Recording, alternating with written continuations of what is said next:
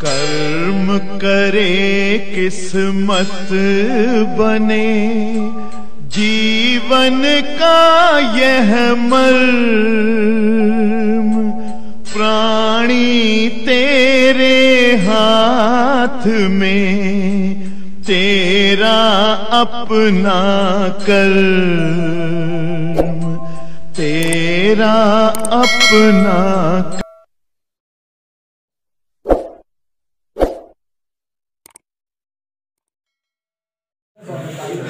We are studying a lesson which name is Atomic Structure and Spectrum. Dear students, yesterday I taught you what are the molecules, what are the atoms, what are the materials. Okay, the smallest particle of any material by which molecules gain is known as atom. Atoms are such type of particle which are finally neutral and remain in free state and take parts in chemical reaction when they are in ionic state.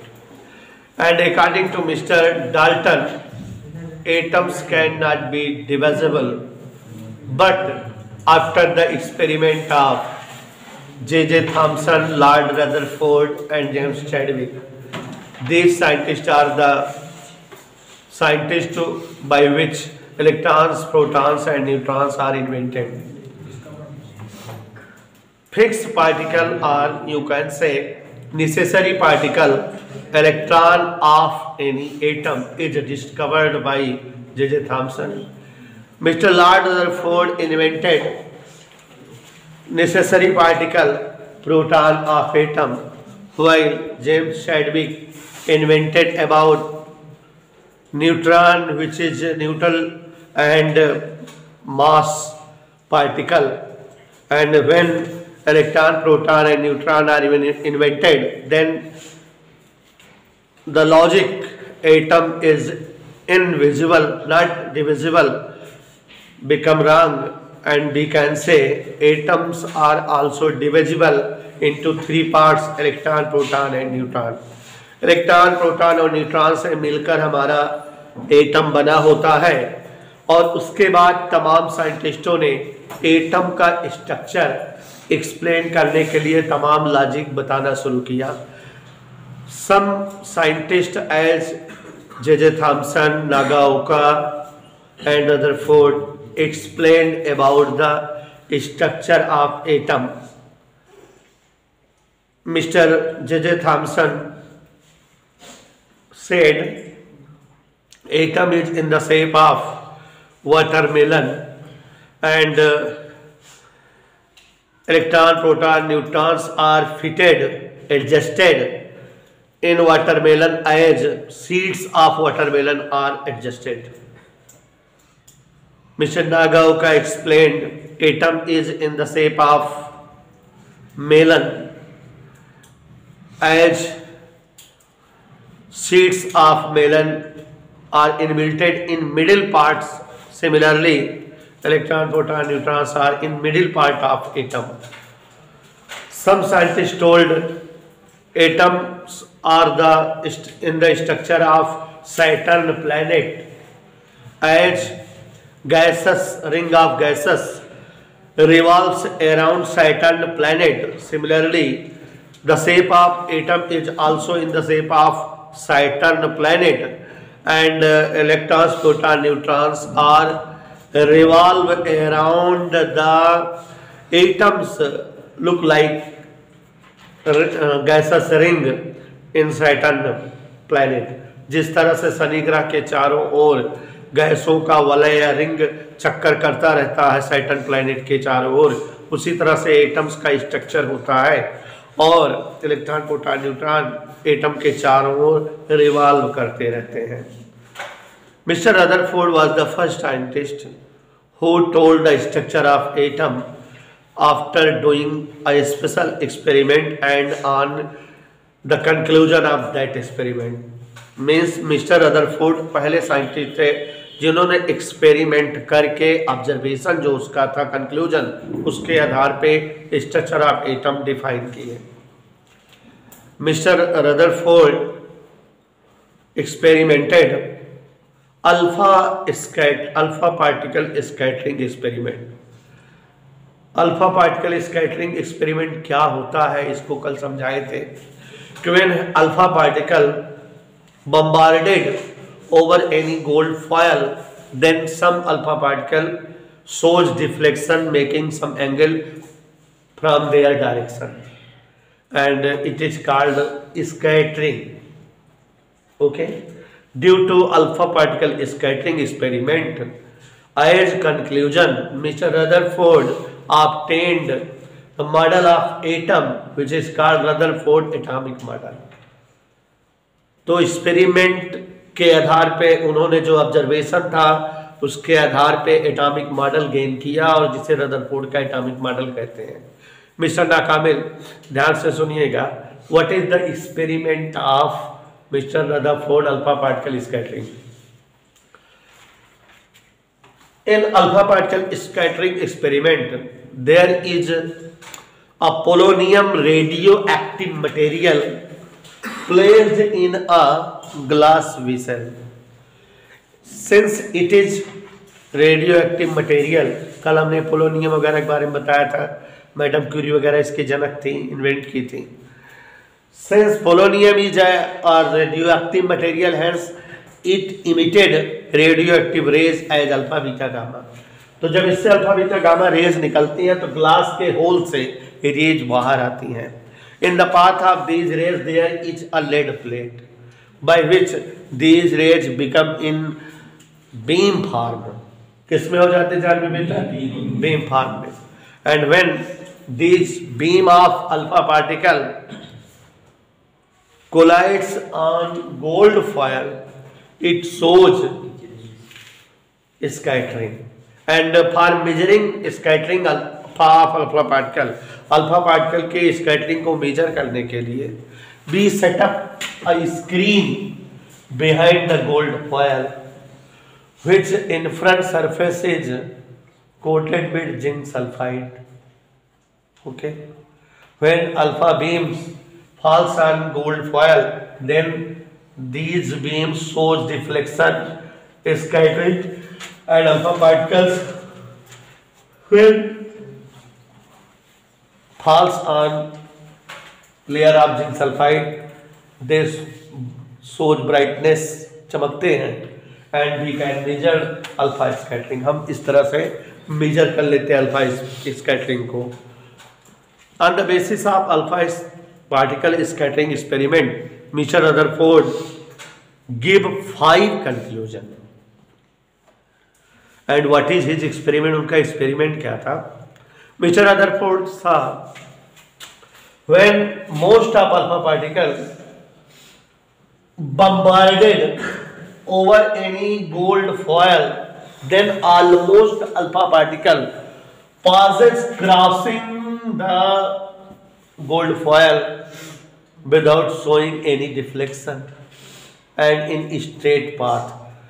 बहुत सारे alpha कण बिना deflect हुए सीधे सीधे पार कर जाते हैं गोल्ड फॉयल को. Some of alpha particle shows deflection making some angle. कुछ पार्टिकल जो है कुछ एंगल बनाते हुए डिफ्लेक्ट हो जाते हैं. One alpha particle in between 30,000 alpha particles come back showing deflection of 180 degree. समझ में आ रहा है? बस समझ में आ रहा है. तो ये चीजें इन्होंने देखा और कंक्लूजन के लिए 5 जो है सिस्टम एडजस्ट किए. Mister Rutherford said since almost alpha particle passes crossing the gold foil without showing no deflection. ज्यादातर अल्फा पार्टिकल बिना कोई डिफ्लेक्शन दिखाए सीधे सीधे आर पार हो जा रहे हैं गोल्ड फॉयल के. It means most part of the gold atom is hollow are is bracket. ज्यादातर क्वेश्चन क्या होता है बेटा? And alpha particles are positive particles and they are crossing the gold foil, it means there will be negative portion of atom, means all the negative portion of atom electrons are situated at the vacant places. Okay बेटा, तो atom का ज्यादातर portion कैसा होता है? Vacant, और उन vacant portion में कौन सिचुएटेड होता है? कौन? Electrons. Some of alpha particle shows deflection making angles from their path. कुछ अल्फा पार्टिकल अपने पाथ से कुछ एंगल बनाते हुए मुड़ जाते हैं. It means they are repelled by same nature of charge, means protons, and you can say in few spaces positive portion of atom are settled या सिचुएटेड, मीन्स कुछ ही जगह में जो है प्रोटॉन जैसे पॉजिटिव पार्टिकल स्थित होते हैं जो अल्फा पार्टिकल को रिपल्सन देते हैं, रिपेल करते हैं, डिफ्लेक्शन दिखाते हैं. इधर क्लियर बेटा?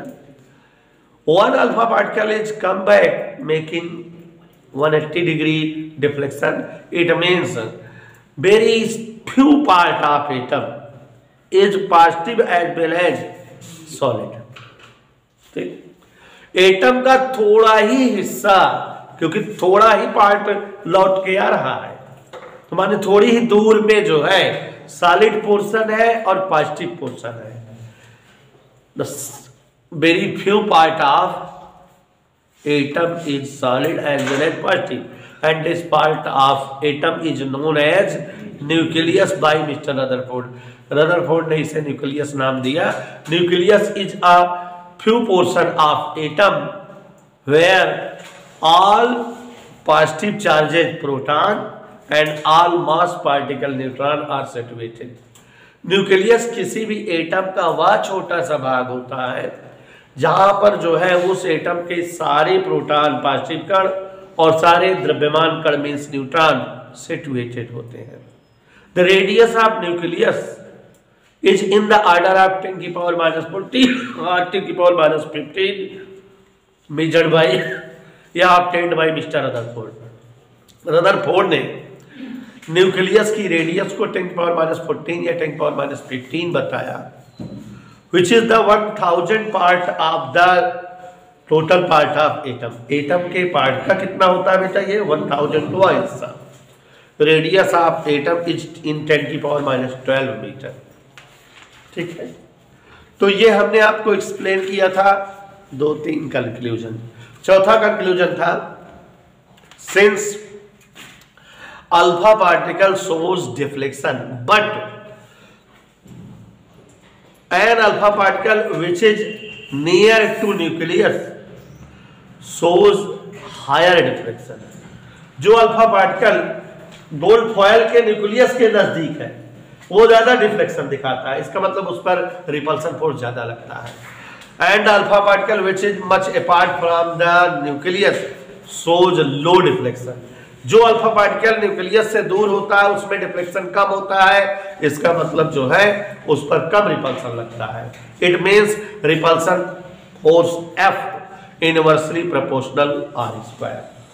डिस्टेंस कम फोर्स ज्यादा, डिस्टेंस ज्यादा force come.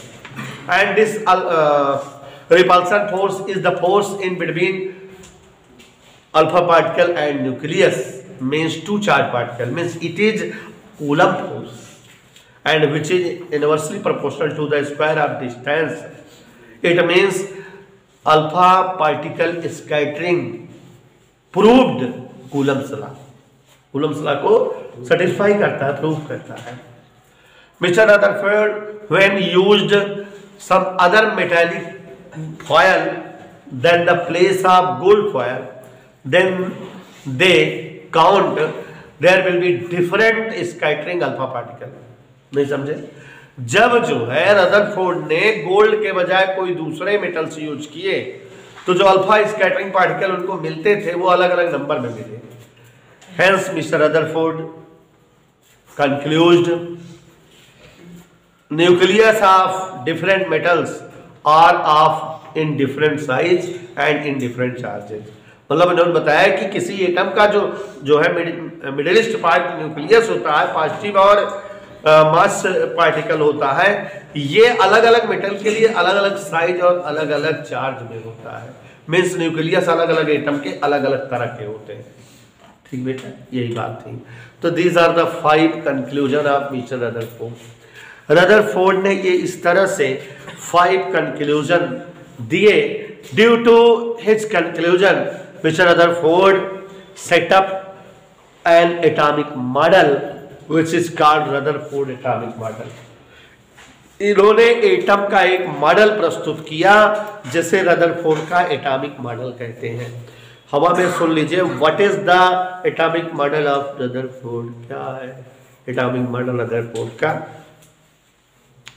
According to mister Rutherford, due to his alpha scattering experiment, Rutherford के अनुसार उनके जो प्रयोग किए थे उसके द्वारा atoms are completely hollow spherical in the hollow spherical shape।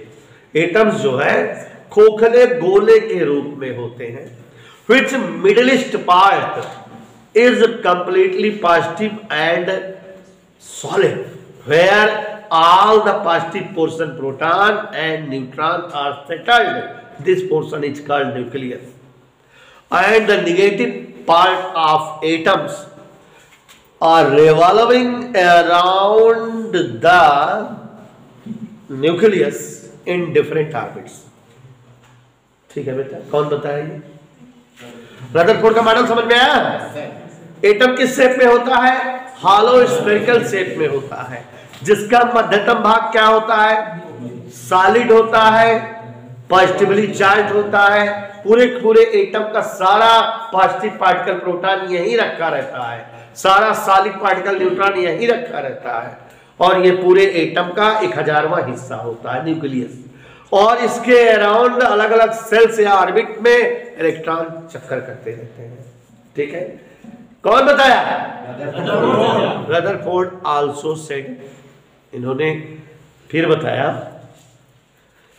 Total centimetre force required for the revolving motion of electron around the nucleus। क्या बोल रहे हैं बेटा प्रज्ञान? इलेक्ट्रॉन जो न्यूक्लियस के चारों ओर सर्कुलर मोशन कर रहे हैं, रिवॉल्विंग मोशन, उसके लिए सेंटीमीटर फोर्स चाहिए, and it is gain from the electro attractive force in between electrons and nucleus. Mr. Rutherford said, total centripetal force required for the circular motion of electron around the nucleus is obtained, is managed from the electrostatic force in between nucleus and electron। माने इलेक्ट्रॉनों को चक्कर करने के लिए जो अभिकेंद्र बल चाहिए होता है, सेंटीमीटर फोर्स, वो इलेक्ट्रॉन और न्यूक्लियस के बीच के इलेक्ट्रोस्टैटिक फोर्स से गेन होता है। कौन बताया? It is the atomic model of Rutherford. ठीक है, इतना समझ में आया विनय मिश्रा? अब बेटा, there are some drawback of Rutherford atomic model, means there are some errors. कुछ जो है इनके एटॉमिक मॉडल में कमियां थी, तो प्रज्ञान उन कमियों का डिस्कस कर दे बेटा। क्या थी कमियां?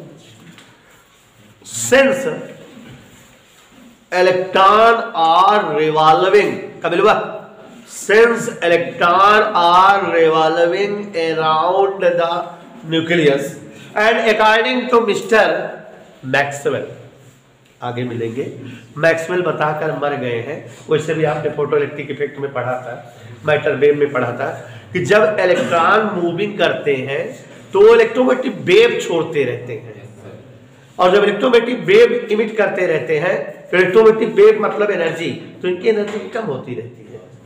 तो लिसन मिस्टर प्रज्ञान, कमियां लिखता है। पहली कमी बता रहे बेटा, since electrons are revolving around the nucleus according to Mr. Maxwell, when electrons are in revolving position, then they emits electromagnetic wave from their surface। मतलब जब इलेक्ट्रॉन जो है मूविंग पोर्शन में होते हैं तो अपनी सतह से इलेक्ट्रोमोटिव वेव जो है इमिट करते हैं, and due to which their energy level decreases, उनका एनर्जी लेवल क्या होगा, कम होता रहेगा, and hence the radius of circular path become less and less and less. नहीं समझे? जो इलेक्ट्रॉन मूव कर रहा है उसकी एनर्जी धीरे धीरे डिस्ट्रॉय हो रही है, तो एनर्जी कम हो रही है, तो उसकी कक्षा क्या होती रहेगी, आगे सिकुड़ती रहेगी। And after some time electron drop in the nucleus and the completely both destroyed to each other, मतलब इलेक्ट्रॉन का अस्तित्व तो समाप्त हो जाएगा। जब इलेक्ट्रॉन न्यूक्लियस में गिर जाएगा तो एक दूसरे क्रश कर देंगे, तो एटम स्टेबल नहीं रहेगा, जबकि एटम स्टेबल होता है। तो ये इनके मॉडल की कमी थी, ये इसको डिफाइन नहीं कर पाए। ठीक है बेटा, फिर से बताएं। When electrons revolve around the nucleus, then according to Mr. Maxwell, they emits electromagnetic waves from their surface, and due to which their energy level decreases. And when their energy level decreases, the radius of orbit becomes shortest, या smallest, and after some time electron can fall in nucleus. And when electron can fall in nucleus, then atom cannot be stable. It destroyed, but it is not happened. ऐसा नहीं होता. It means it is a drawback of Rutherford atomic model. ये Rutherford के atomic model का drawback था। दूसरा बेटा यहाँ मॉडल दूसरी कमी नहीं समझ पाओगे, आगे जब स्पेक्ट्रम बताएंगे समझोगे। देखो रदरफोर्ड ने बताया कि अलग अलग सेल्स में इलेक्ट्रॉन जो है रिवॉल्व करते हैं, तो अलग अलग अमाउंट में उनके पास एनर्जी होती है। तो इसका मतलब जो है इनका स्पेक्ट्रम, अगर एनर्जी जो ये एमिट कर रहे हैं इलेक्ट्रॉन अलग अलग सेल में, स्पेक्ट्रम जो है अगर खींचा जाए तो वो कंटिन्यूअस मिलना चाहिए। जबकि बाद के साइंटिस्टों ने जब स्पेक्ट्रम ड्रा किया इलेक्ट्रॉन के द्वारा एमिट की गई एनर्जी का, तो कंटिन्यूअस नहीं मिला था, लीनियर मिला था। ठीक है, तो अब इस चीज को स्पेक्ट्रम पढ़ा ले तभी समझ पाओगे। बस इतना जानो कि according to mister Rutherford spectrum of emitted energy from the electrons is in continuous cell, but practically it is in linear cell. ठीक है, तो these are two drawback of Rutherford atomic model. तो ये रदरफोर्ड एटॉमिक मॉडल के दो drawback है बेटा, अच्छे समझ में आया। अब रदरफोर्ड के एटॉमिक मॉडल में जो ड्रॉबैक है उसको जो है दूर करने के लिए Niels Bohr setup a special logic. Niels Bohr ने एक स्पेशल लॉजिक दिया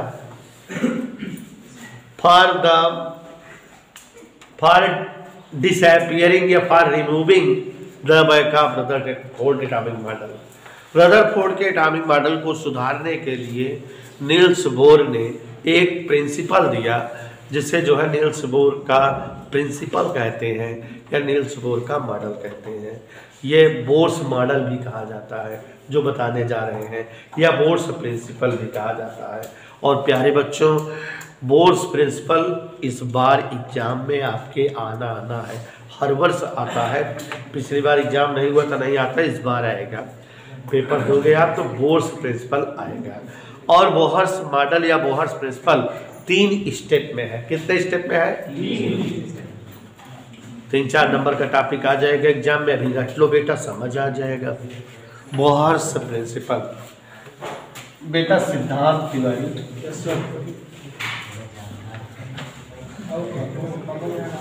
डोंट डिस्टर्ब मी बेटा। बोहर्स प्रिंसिपल कितने स्टेप है बोहर्स प्रिंसिपल में बेटा? 3। जल्दी बेटा समझोगे? चलिए देखो, केमिस्ट्री का लॉजिक है, समझ लीजिए, उसके बाद थोड़ा 2-3 डेरिवेशन चलेंगे। Mister Niels Bohr setup 3 logic which are known as Bohr's principle, or you can say Bohr's model.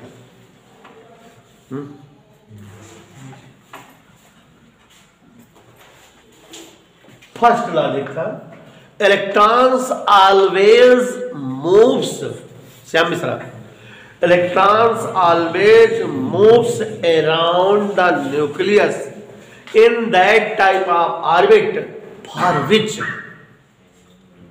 angular momentum of electron is h upon 2 pi times of that orbit.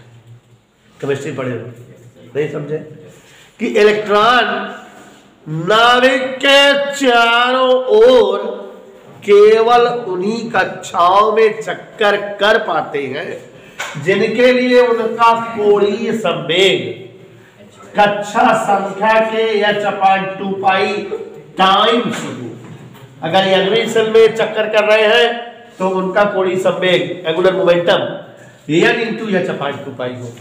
If electrons are moving in first cell, then their angular momentum is 1 h/2 pi, and if electrons are moving in second cell, then their angular momentum is 2 h/2 pi. If electrons is moving in third cell, then their angular momentum is 3 h/2 pi. If electrons is moving in nth orbit, then its angular momentum is n h/2 pi. ये पहला logic है, समझ आया बेटा? Electron, अब देखो अंग्रेजी बात कर रहे हैं ना, थोड़ा अंग्रेजी मेरी तेज हो गई.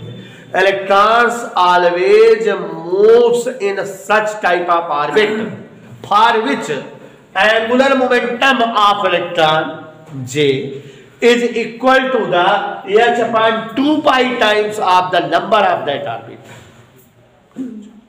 Electrons, अंग्रेजी बात कर रहे हैं बेटा, electrons always moves in such type of orbit for which angular momentum of electron is the h/2 pi times of the number of that orbit.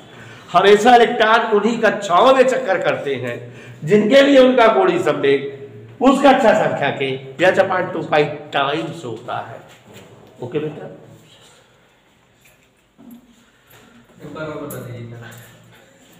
Electron जो है उन्हीं कक्षाओं में चक्कर करते हैं जिनके लिए उनका एंगुलर मोमेंटम मतलब J mvr, इसकी वैल्यू जो है ऑर्बिट नंबर के h/2 पाई टाइम्स होनी चाहिए. अगर इलेक्ट्रॉन तीसरी कक्षा में चक्कर कर रहा है तो उसका एंगुलर मोमेंटम कितना होना चाहिए? 3 h/2 पाई. ऐसा समझ में बेटा? And these orbits are called stationary orbit. इन कक्षाओं को स्थायी कक्षा कहा जाता है. समझ में आया बेटा? नहीं समझ में आया? Electrons always move in such type of orbit for which angular momentum of electron is h/2 pi times of the number of orbit, and these orbits are called stationary orbit. आगत है, stationary orbit कहलाती है. दूसरा बताएं, during the motion of electron in stationary orbit, no energy is emitted by electrons through their surface. है क्या बोले हम प्रज्ञान? जब इलेक्ट्रॉन स्टेशनरी ऑर्बिट में चक्कर करते हैं तो उनके जो है सरफेस से कोई भी एनर्जी की इमिटिंग नहीं होती है. ठीक है? No energy is emitted by electron during the revolving motion in stationary orbit. Stationary orbit में चक्कर करते हुए इलेक्ट्रॉन द्वारा कोई भी ऊर्जा उत्सर्जन नहीं होता. ठीक बेटा? मन में आया? No energy is emitted out from the electrons during the motion of electron in stationary orbit. ये दूसरा हो गया. जब इलेक्ट्रॉन स्टेशनरी ऑर्बिट में होता है तो एनर्जी जो है इमिट नहीं करता.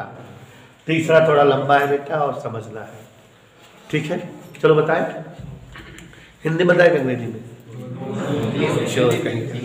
Listen, when some energy incident over any atom. Look, which atom? When energy is incident over any atom, then this energy is absorbed by any one electron, and the energy of that electron increases, and hence that electron jumped into higher energy level orbit. नहीं समझे?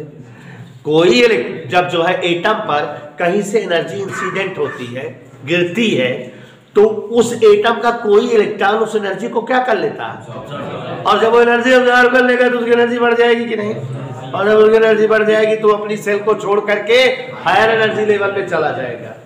ऐसे तो होगा। लेकिन साइंटिस्टों ने calculate किया है कि बेचारे गांव देश छोड़ के शहर में चला गए, शहर में निकला लगा तो उनका काट हुआ, उनके लेवल के बना ही ना है, तो फिर से वो चला आवत अपने पुराने घर। तो पुराने घर कैसे आएंगे, उनके तो एनर्जी ज्यादा हो गया, तो जितनी एनर्जी ज्यादा भावा वो का बहावे फेंका है तब आ पाइए नीचे ना। तो मतलब अब इसको अंग्रेजी में बात करके बताते हैं, when energy incident over any atom, then this energy is absorbed by any one electrons of that atom, and hence the energy of that electron increases and it comes out in higher energy level cell, and where it stopped but for a minimum time 10 to power minus 3 seconds, and it returned back again to its initial orbit by emitting its extra energy।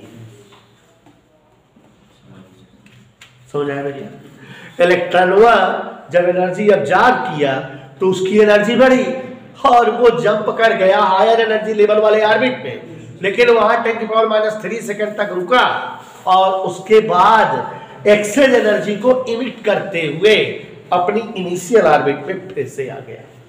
यही ना बेटा, समझो? फिर से बताओ तुम्हें, when energy incident over any atom, then this energy is absorbed by any one electron of that atom, which energy increases, and hence that electron jumped into higher energy level orbit where it stopped for a movement 10 power minus 3 second, and again it emits extra energy and comes back into its initial orbit। ठीक है बेटा? and these are the three principles which are called Bohr's principle. समझा बेटा? याद हो गया? और अब बच्चों हम लोग जो है बोहर्स रेडियस,